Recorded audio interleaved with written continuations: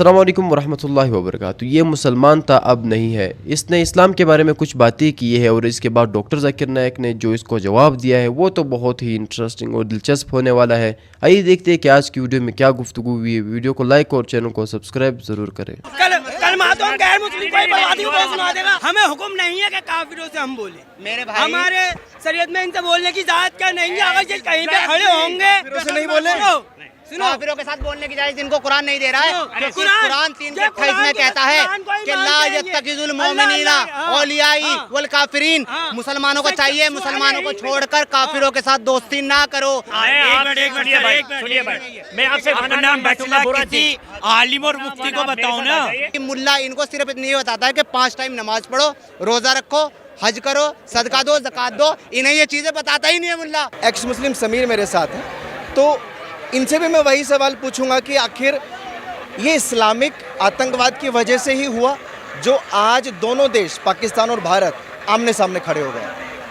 देखिए, सबसे पहले तो एक बात आपको अच्छे से पता होगी कि पाकिस्तान बना ही बुनियाद इस्लाम के ऊपर है।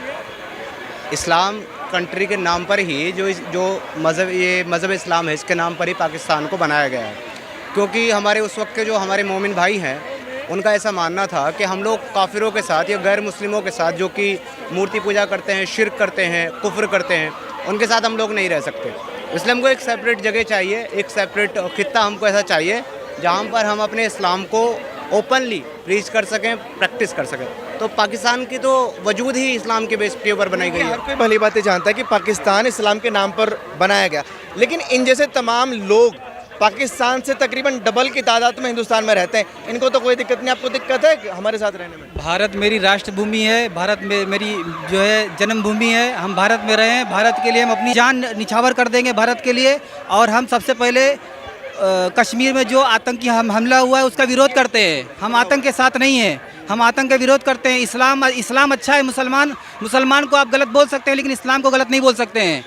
मुसलमान गलत हो सकता है, कुछ मुसलमान भारत में गद्दार हो सकते हैं, सबको नहीं कह सकते हैं, सबको नहीं कह सकते हैं। भारत के अंदर रहकर मुसलमानों ने बहुत अच्छा भी काम किया है, बहुत बुरा भी काम किया है। मुसलमान को आप बोल सकते हैं, कुछ मुसलमान गंदे हैं, सब मुसलमान को नहीं बोल सकते हैं। और जो जहाँ भी पूरे भारत में आतंकी हमला होता है, मैं उसका विरोध करता हूँ, मैं पुरजोर विरोध करता हूँ। और ये विरोध नहीं कर रहे हैं, तमाम मुस्लिम तंजीमें हैं जिन्होंने कैंडल मार्च भी निकाला भारत में। मैं आपकी बात समझ रहा हूँ। कोई धर्म नहीं होता, आतंक का कोई मजहब नहीं होता है। देखिए, ये जो भाई है ना हमारे, मैं इनके जज्बात की कदर करता हूँ और मैं मानता हूँ कि भारत का जो मुसलमान है वो भारत के लिए डेडिकेटेड है। मैं भारत के मुसलमान को बुरा नहीं बोल सकता। भाई साहब का कहना ये है कि मुसलमान बुरा हो सकता है, इस्लाम अच्छा है। लेकिन हमारा जो मानना है, हमने जो मुताला किया है इस्लाम का, हमें ऐसा लगता है भारत का मुसलमान तो अच्छा है। कहीं ना कहीं इस्लामिक आइडियोलॉजी जो है, जो विदेशी आइडियोलॉजी है, वो एक आम मुसलमान को, भोले भाले मुसलमान को जो है ना कहीं कट्टर बनने पर मजबूर करती है। जैसे कि भाई साहब ने कहा कि मेरे लिए भारत भूमि जो है सबसे सर्वश्रेष्ठ है, मेरी भारत माता जो है सबसे पहले है। लेकिन ये भाई के अपने दिल के ख्याल हैं, मैं इनका जज्बात की कदर करता हूँ, रेस्पेक्ट करता हूँ।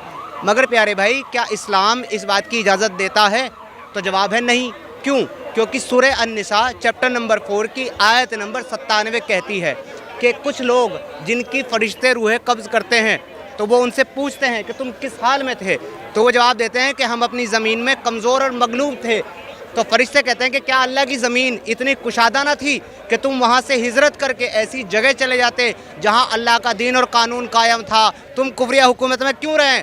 आगे कुरान कहता है कि यही वो लोग हैं जिनका ठिकाना जहन्नम है। तो मेरे भाई बहुत अच्छे इंसान है, बहुत प्यारे भाई है मेरे। मना करती है काफिरों के ज़मीन पर रहने से।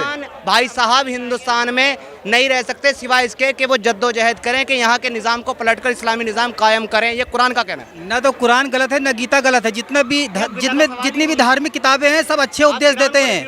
जितनी भी धार्मिक किताबें हैं सब अच्छे और उपदेश देते हैं, लेकिन उस धर्म पे चलने वाले बहुत कम लोग हैं। धर्म के मार्ग पे चलने वाले बहुत कम हैं। पढ़ देंगे जरा एक बार, पढ़िए, यहाँ पढ़ देंगे।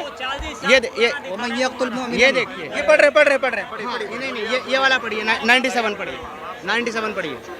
इस्लाम को हम बुरा नहीं कह सकते हैं। इस्लाम गलत नहीं ना। कुछ मुसलमान हैं जो गलत है, तो हम कुछ मुसलमान की वजह से पकड़ा हुआ है। कुछ ये नहीं पढ़ रहा, मैं पढ़ता हूँ। कुछ देखिए, मुसलमान की वजह से यहाँ पे लिखा हुआ है, इन्नल लज़ीना तवफ़्फ़हुमुल मलाइकतु ज़ालिमन अनफुसहुम क़ालू फ़ीमा कुंतुम।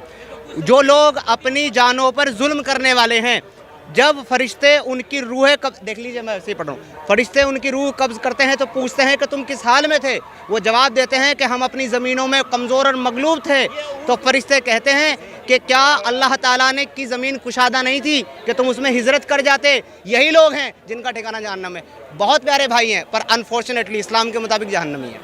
मतलब जो काफिरों की धरती पे रह रहा है वो जहन्नमी है। कुरान का फैसला है, मेरा नहीं। अगर ये कुरान मानते हैं तो ठीक है, नहीं मानते तो ठीक है, मुझे कोई प्रॉब्लम नहीं।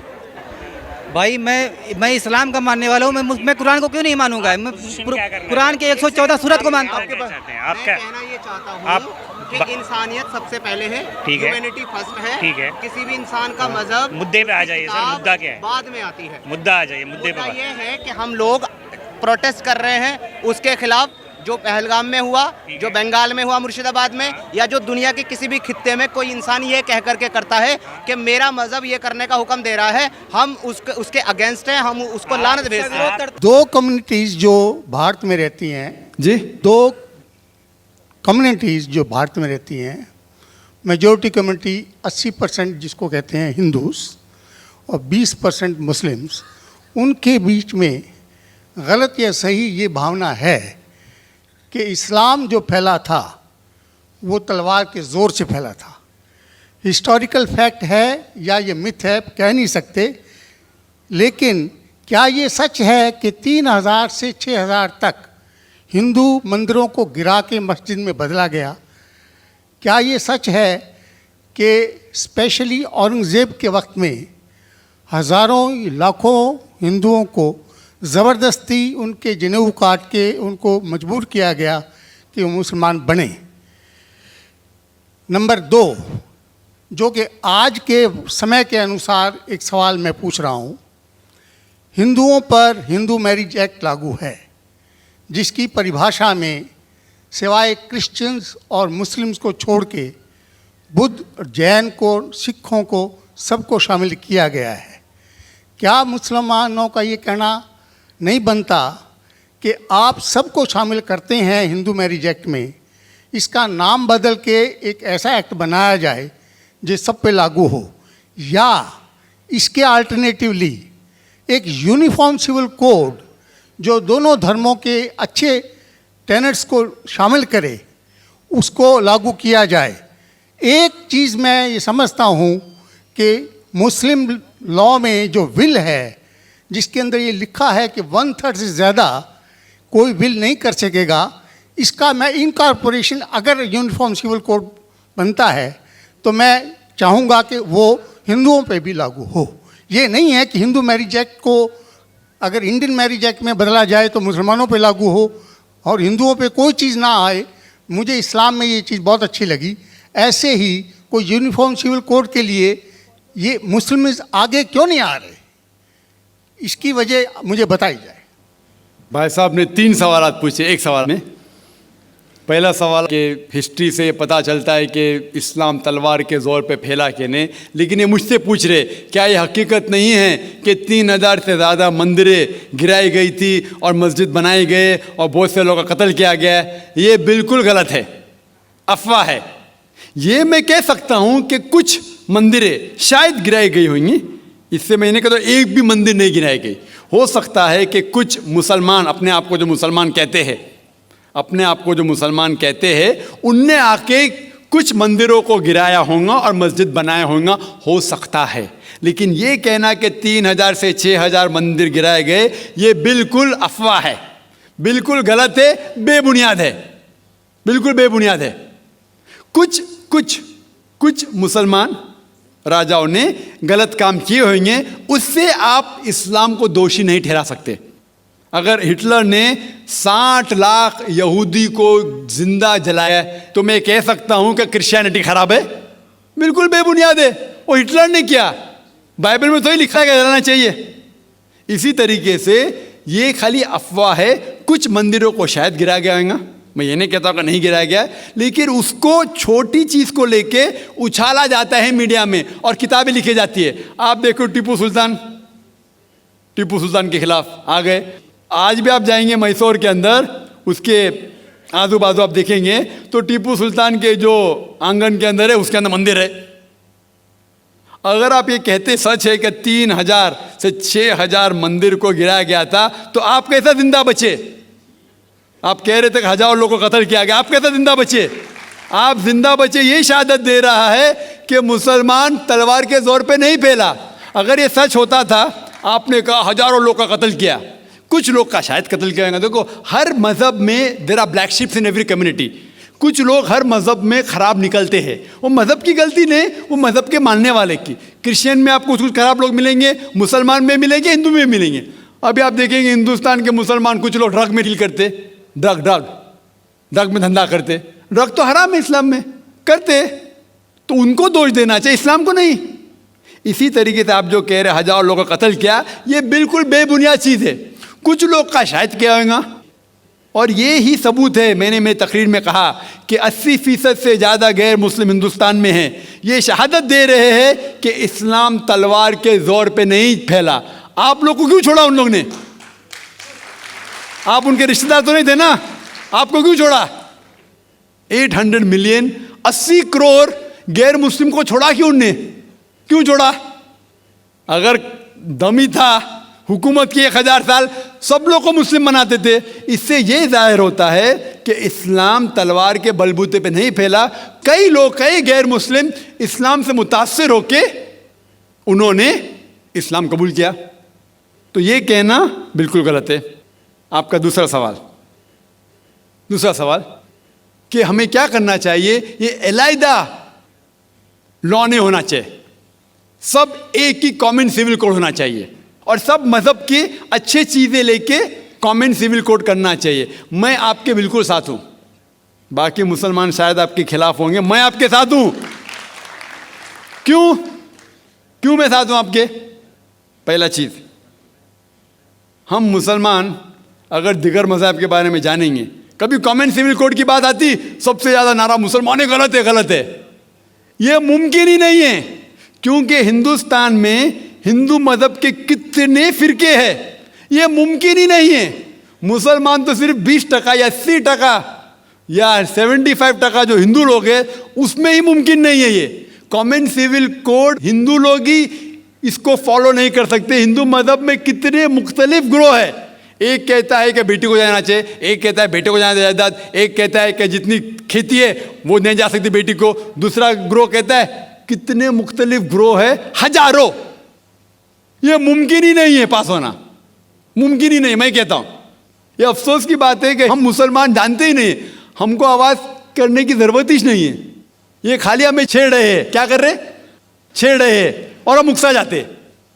Point number 1। पॉइंट नंबर 2, मान लो आप लोग कबूल करते हैं कि कॉमन सिविल कोड होना चाहिए। आपने क्या कहा कि सारे धर्मों के अच्छी बात को लेना चाहिए। बिल्कुल सही।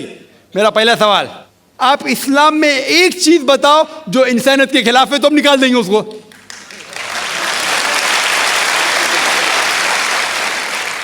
आपका ये कहना बिल्कुल सही है कि बाकी मज़ाहिब की अच्छी चीजें जो है, मिसाल के तौर पे मैंने तकरीर की similarities between Hinduism and Islam, तो जो अच्छी चीजें हिंदुइज्म की मैं ले चुका हूं।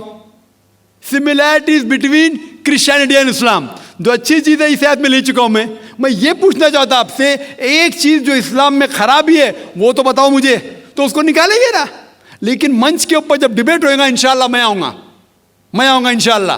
हाँ, मंच पे जब डिबेट होएगा कि हम क्या करेंगे, हर मज़ाहिब की अच्छी चीज़ लेंगे, तो मैं ये चाहता हूँ कि इस्लाम की तरफ से उस मंच पे, उस स्टेज पे इंशाल्लाह मैं आऊँगा। ये चैलेंज है। कोई भी शख्स हिंदुस्तान में हो, मिनिस्टर हों दो, कोई भी स्वामी हों दो, कोई भी शंकराचार्य हों दो, इंशाल्लाह मैं तालिब इल्म हूँ इस्लाम और दीगर मज़ाहिब का। मैं तस्लीम करता हूँ कि डिबेट होना चाहिए, हक बात जो निकली, लेकिन उसके ऊपर अमल भी होना चाहिए। हक बात जो सबसे बेहतरीन है इंसानियत के लिए, उसके ऊपर अमल होना चाहिए। इसलिए जो आखिरी किताब जो अल्लाह सुब्हानहू व तआला नाजिल की कुरान शरीफ, वो इंसानियत के लिए सबसे बेहतरीन किताब है, उसके ऊपर अमल होना ही चाहिए। आपका तीसरा सवाल, क्या ये हिंदू जो है इनहेरिटेंस के अंदर, ये इनहेरिटेंस जो होता है इस्लाम के अंदर 1/3 हिस्सा, 1/3 हिस्सा हम विल में दे सकते, देना ज़रूरी नहीं है, दे सकते हैं, इस्लाम के जो विल के अंदर जो आता है इनहेरिटेंस, वो कुरान की आयत है सूरह निसा की सूरह नंबर 4 आयत नंबर 11, 12 और 176, उसमें कहा गया है कि जो भी आपकी जायदाद है अल्लाह सुब्हान ताला कह चुका है कि आपके बेटे को बेटियों से डबल मिलेगा। आगे लिखा गया है आपके वालिदैन को 1/6 मिलेगा। सिर्फ अगर बच्चे हैं तो वालिद वालदा को दोनों को 1/6, अगर बच्चे नहीं है तो वालदा का 1/3। आगे बढ़ती आयत नंबर 12 पे लिखा है कि आपकी बीवियां जो आपके लिए छोड़ेंगी, अगर बच्चे नहीं आपको आधा मिलेगा, बच्चे हैं तो 1/4 मिलेगा। आप जो आपके बीवियां के लिए छोड़ते हैं, बच्चे नहीं तो उनको मिलेगा 1/4, 1/4, बच्चे हैं तो 1/8, 1/8। ये डिफिकल्ट है याद रखना, आप जाके रेफरेंस देख सकते हैं सूरह निसा सूरह नंबर 4 आयत नंबर 11 से 12। और इसके बाद अगर आप किसको विल करना चाहते हैं अपनी जायदाद, मैक्सिमम 1/3, लेकिन ये विल जो करेंगे आप, ये इन लोगों में से नहीं होना चाहिए। आप नहीं कह सकते कि मैं मेरे बेटे से ज़्यादा मोहब्बत करता हूँ बड़े बेटे से, इसलिए उसको ज़्यादा दूंगा, ये बिल्कुल गलत है। लेकिन जो ये दायरे में नहीं आते हैं इनहेरिटेंस के, उनको आप 1/3 हिस्सा दे सकते हैं। आप कहते हैं आपको ये चीज़ बहुत पसंद है, आप भी करना चाहते हैं, आपको कौन रोक रहा है? इंडियन गवर्नमेंट के हिसाब से आप अगर विल करेंगे, क्या मैं मेरा 1/3 हिस्सा देना चाहता हूं, कोई भी रोक नहीं सकता हूं, मैं भी नहीं ना मिनिस्टर भी नहीं। और पूरा अगर फॉलो करना चाहते सच्चा धर्म, आप इस्लाम कबूल कर सकते, हम आपको वेलकम करते। आखिर दावाना अल्हम्दुलिल्लाह रब्बिल आलमीन।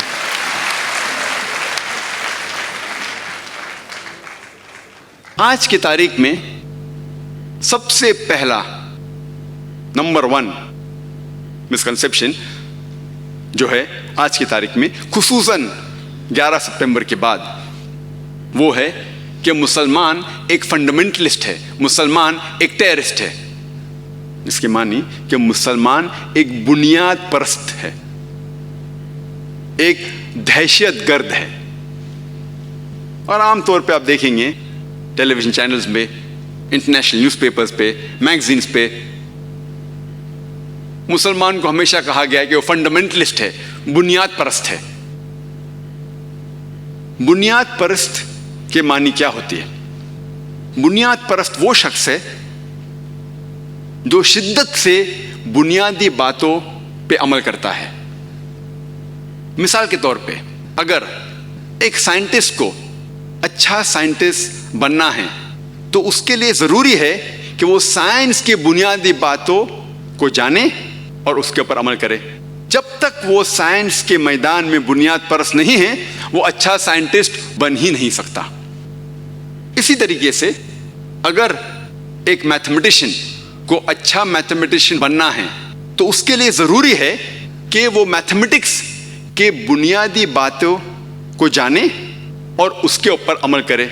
जब तक वो मैथमेटिक्स का बुनियाद परस्त न हो, तब तक वो अच्छा मैथमेटिशियन बन ही नहीं सकता।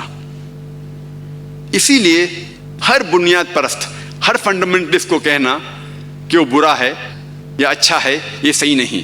हमें पहले यह जानना चाहिए कि वो किस मैदान में बुनियाद परस्त है। In which field is he a fundamentalist? मिसाल के तौर पे, अगर हमारे माशरे में एक बुनियाद परस्त चोर है, उसका पेशा है चोरी करना, वो माशरे के लिए अच्छा नहीं है, वो नुकसानदार है, तो वो बुनियाद परस्त शख्स अच्छा शख्स नहीं है। दूसरी ओर हमारे माशरे में एक बुनियाद परस्त डॉक्टर है जिसका पेशा है इंसान की जिंदगी को बचाना, और वो हजारों इंसान की जिंदगी को बचाता है। वो एक बुनियाद परस्त डॉक्टर है, लेकिन ये बुनियाद परस्त डॉक्टर माशरे के लिए अच्छा है, वो एक अच्छा शख्स है। तो हमें पहले ये जानना चाहिए कि किस मैदान में वो शख्स बुनियाद परस्त है, और उस मैदान को जानने के बाद हमें यह फैसला करना चाहिए कि वो बुनियाद परस्त सही है या गलत है। जहां तक कि मेरा ताल्लुक है, अल्हम्दुलिल्लाह मैं एक बुनियाद परस्त मुसलमान हूं, और अल्हम्दुलिल्लाह मुझे गर्व है, मुझे फख्र है कि मैं बुनियाद परस्त मुस्लिम हूं। I am proud to be a fundamentalist Muslim. मुझे गर्व है क्योंकि मैं अल्हम्दुलिल्लाह इस्लाम के बुनियादी बातों को जानता हूं और अल्हम्दुलिल्लाह इन बुनियादी बातों पर अमल करता हूं। इसीलिए मुझे फख्र है कि मैं बुनियाद परस्त मुसलमान हूं, फंडामेंटलिस्ट मुस्लिम। और मैं चैलेंज करता हूं, मैं दावे के साथ कह सकता हूं कि कोई भी शख्स सारी दुनिया में एक भी इस्लाम की बुनियादी बात को साबित नहीं कर सकता कि ये इंसानियत के खिलाफ है। ये मेरा चैलेंज है, ये मेरा दावा है कि इस्लाम की एक भी बुनियादी बात वो ये साबित नहीं कर सकता कि इंसानियत के खिलाफ है। हो सकता है कि उस शख्स के इल्म में कमी हो, उसे उसकी हिकमत नहीं पता होंगी, लेकिन अगर हम लॉजिकली उसकी वजह और हिकमत बताएंगे तो दुनिया में एक भी शख्स नहीं है जो एक इस्लाम की बुनियादी बात, सिर्फ एक भी साबित कर सके कि वो इंसानियत के खिलाफ है। हो सकता है कि एक आध इंसान जो माशरे के खिलाफ है उसके लिए वो बुनियादी बात शायद मुफीद न हो, लेकिन आम इंसानियत के लिए एक भी इस्लाम की बुनियादी बात इंसानियत के खिलाफ नहीं है। और ये लफ्ज जो फंडामेंटलिज्म है, बुनियाद परस्ती, सबसे पहले अकॉर्डिंग टू वेबस्टर डिक्शनरी के हवाले से ये हमें पता चलता है कि ये लफ्ज बुनियाद परस्ती, फंडामेंटलिज्म, सबसे पहले इस्तेमाल किया गया था प्रोटेस्टेंट क्रिश्चियंस के लिए जो अमेरिका में थे। अमेरिकन प्रोटेस्टेंट क्रिश्चियन के लिए 20वीं सदी के शुरुआत में ये प्रोटेस्टेंट क्रिश्चियन ने कहा कि जो बाइबल है, ये सारा बाइबल अल्लाह का कलाम है। पहले क्रिश्चियंस ईसाई ये समझते थे कि बाइबल का पैगाम अल्लाह की तरफ से है, लेकिन ये प्रोटेस्टेंट क्रिश्चियंस अमेरिका में in the beginning of the 20th century उनने कहा कि सिर्फ बाइबल का पैगाम ही खुदा की तरफ से नहीं, लेकिन बाइबल का हर अल्फाज, हर हुर्फ खुदा की तरफ से है। अगर कोई शख्स ये साबित कर सके कि बाइबल का हर अल्फाज, हर हुर्फ खुदा की तरफ से है, तो ये बुनियाद परस्ती अच्छी चीज है। लेकिन अगर कोई ये साबित कर सके कि बाइबल का हर अल्फाज, हर हुर्फ खुदा का कलाम नहीं है, तो ये बुनियाद परस्ती अच्छी चीज नहीं है। अगर आप ऑक्सफोर्ड डिक्शनरी पढ़ेंगे, उसमें फंडामेंटलिस्ट का डेफिनेशन दिया गया है। According to Oxford dictionary, fundamentalist is a person who strictly adheres to the ancient doctrine of an religion. Oxford dictionary में ये लिखा हुआ है कि बुनियाद परस्त शख्स वो है जो शिद्दत के साथ कोई मजहबी किताब पर अमल करता है।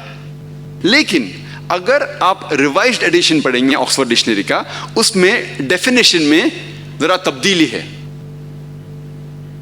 अगर आप नया एडिशन पढ़ेंगे, उसमें लिखा हुआ है कि बुनियाद परस्त शख्स वो है जो शिद्दत के साथ कोई मजहब की किताब पे अमल करता है, खुसूसन इस्लाम।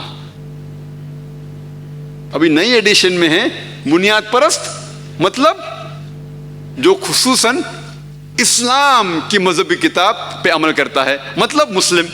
अगर आप ये वर्ड सुनेंगे फंडामेंटलिस्ट या बुनियाद परस्त, फौरन आपके जहन में आना चाहिए वो है मुस्लिम। हालांकि ये पहले इस्तेमाल किया गया था ईसाई लोग के लिए, आज इस्तेमाल किया जा रहा है मुस्लिम के लिए।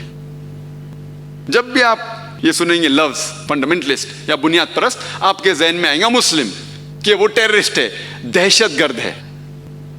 मैं कहता हूं कि यार मुसलमान को दहशतगर्द होना चाहिए, लेकिन पहले हम ये समझ ले कि दहशतगर्द के मानी क्या है। What is the meaning of the word terrorist? दहशतगर्द मतलब वो इंसान जो दूसरों के दिल में दहशत पैदा करता है। मिसाल के तौर पे, जब भी एक चोर कोई पुलिस को देखता है, उसके दिल में दहशत पैदा होती है, तो उस चोर के लिए वो पुलिस दहशतगर्द है। इसी तरीके से हर मुसलमान का फर्ज है कि जब भी कोई चोर उसे देखे, जब भी कोई बलात्कार करने वाला उसे देखे, जब भी कोई लफंगा उसे देखे, उसके दिल में दहशत पैदा होना चाहिए। और ये कुरान की आयत है। जो लोग माशरे के खिलाफ है, जो लोग माशरे के खिलाफ है, एंटी सोशल एलिमेंट, जब भी कोई मुस्लिम को देखता है उसके दिल में दहशत पैदा होना चाहिए। हमारा फर्ज है कि हम उसके दिल में दहशत पैदा करें। लेकिन मैं ये जानता हूं कि आम तौर पे टेररिस्ट, दहशतगर्द उसे कहते हैं जो एक मासूम इंसान के दिल में दहशत पैदा करता है। इस सिलसिले में कोई भी मुस्लिम कभी भी कोई भी मासूम इंसान के दिल में दहशत कभी भी नहीं पैदा करना चाहिए। ये हमारे लिए हराम है। हमें खुसूसन उन लोगों के दिल में दहशत पैदा करना चाहिए जो माशरे के खिलाफ है, जो इंसानियत के खिलाफ हैं, और जो लोग इंसानियत के खिलाफ काम करते हैं। आम तौर पे हम ये देखते हैं कि कई वक्त एक शख्स जो कोई काम करता है उसको दो अलग लेबल दिए जाते हैं, 2 डिफरेंट लेबल्स, 2 लक़ब दिए जाते हैं। मिसाल के तौर पे इस देश को आज़ादी मिलने के पहले हमारा इस देश हिंदुस्तान, ब्रिटिशर्स इस हिंदुस्तान, इस मुल्क पे हुकूमत करते थे। उस वक्त तकरीबन 60 साल पहले कई हिंदुस्तानी इस देश के आज़ादी के लिए लड़ रहे थे, झगड़ रहे थे। ब्रिटिशर्स इन देशभक्त लोगों को कहते थे कि ये दहशतगर्द हैं। The freedom fighters of India, many of them were called as terrorists. कई हिंदुस्तानी जो इस देश के आज़ादी के लिए झगड़ रहे थे, लड़ रहे थे, ब्रिटिशर्स उनको कहते थे ये दहशतगर्द हैं। लेकिन आम हिंदुस्तानी इन लोगों को कहता था देशभक्त या पेट्रियट, जो देश के आज़ादी के लिए लड़ रहा है। वही इंसान, वही काम, लेकिन 2 अलग लेबल, 2 डिफरेंट लेबल्स। अगर आप ब्रिटिशर्स की बात मानते हैं कि उनको हिंदुस्तान पे हुकूमत करने का हक था, तो हम बेशक इन लोगों को कहेंगे कि वो दहशतगर्द थे। लेकिन अगर आप आम हिंदुस्तानी की बात मानते हैं कि ब्रिटिशर्स हिंदुस्तान में बिजनेस के लिए आए थे, उनको इस देश पे हुक्म करने का कोई हक नहीं, तो हम ये तस्लीम करेंगे कि ये लोग जो देश के आज़ादी के लिए झगड़ रहे थे वो सही में देशभक्त थे और दहशतगर्द नहीं थे। वही इंसान, वही काम, लेकिन 2 अलग लेबल, 2 अलग लक़ब। तो दोस्तों ये रही हमारी आज की वीडियो। उम्मीद है कि आपको पसंद आई हो। इस तरह की दिलचस्प और इंटरेस्टिंग वीडियोस हम डेली अपलोड करते रहते हैं। अगर आपको इस तरह की वीडियोस देखना पसंद है तो आप हमारे चैनल को सब्सक्राइब और वीडियो को लाइक और शेयर ज़रूर करें। जिस तरह शुरू में उस एक्स मुस्लिम समीर ने जिस तरह कुछ बातें की इस्लाम के बारे में और डॉक्टर जाकिर नायक ने जो उसको जवाब दिया, उम्मीद है कि दोनों क्लिप आपने सुने हो, आपको पसंद आए हो। अगर आप इस तरह की वीडियोस देखना चाहते हैं तो आप हमारे चैनल को सब्सक्राइब करें ताकि आपसे इस तरह की वीडियोस मिस ना हो। आज के लिए इतना ही, मिलते हैं नेक्स्ट वीडियो में, नेक्स्ट लाइव स्ट्रीम में। अल्लाह हाफिज़।